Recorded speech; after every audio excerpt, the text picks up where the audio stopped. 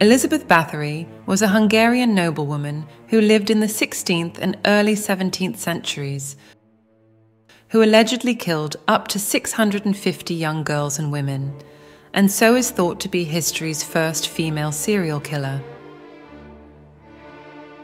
She was born in 1560 in Bathory, Hungary, at her family's castle. Her father was Baron George VI of Bathory, who had familial ties to the ruling class of Transylvania, which was in the Kingdom of Hungary at the time.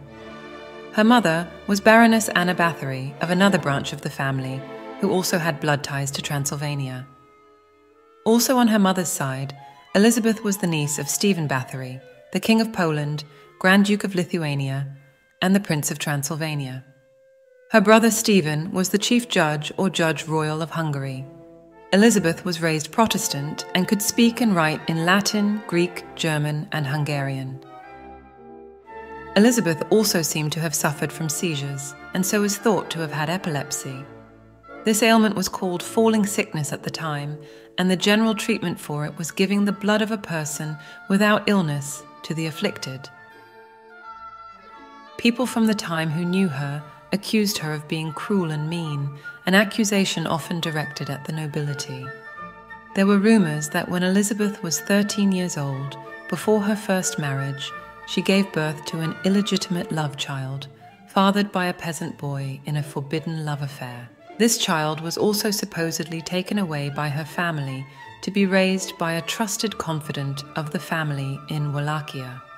There is no evidence of this taking place, but were just rumors spread by the lower classes at the time. In 1573, Elizabeth was engaged to be married to Ferenc of the Nadasdy family.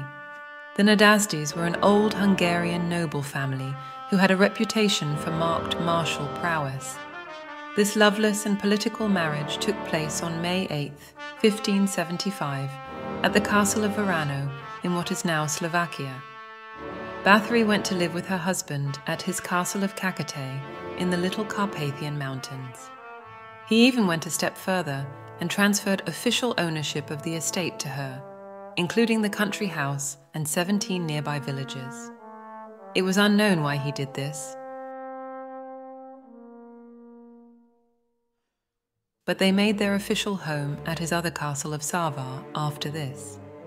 Elizabeth's husband was appointed chief battle commander of Hungary's armies when they went to war with the Ottoman Empire in 1578. While he was away, Elizabeth was left responsible for managing her husband's estates and lands, and even organizing a regional defense plan, which lay on a strategic route to Vienna. During the fighting, the Turks raided Elizabeth's castle at Kakate, while Sava was constantly on the front lines. After the war, Elizabeth and her husband had many children. However, the happy times ended when he died in 1604. In his will, he entrusted the safety and well-being of his widow and children to Georgi Thurzo, a magnate of Hungary. Soon after her husband's death, rumors began to spread of Elizabeth committing numerous heinous atrocities. A Lutheran minister initially publicly complained about her to a court in Vienna. Georgi Thurzo, then a Palatine Justice of Hungary, began investigating these claims. Up to 300 people testified against her as committing these horrific crimes, including bathing in their blood, believing that their youthfulness would, in turn, bring her youth. After her arrest in 1612 and largely trumped-up charges and flimsy witness testimony, she was confined to house arrest in her Kakate castle and died in 1614 after complaining that her hands were cold.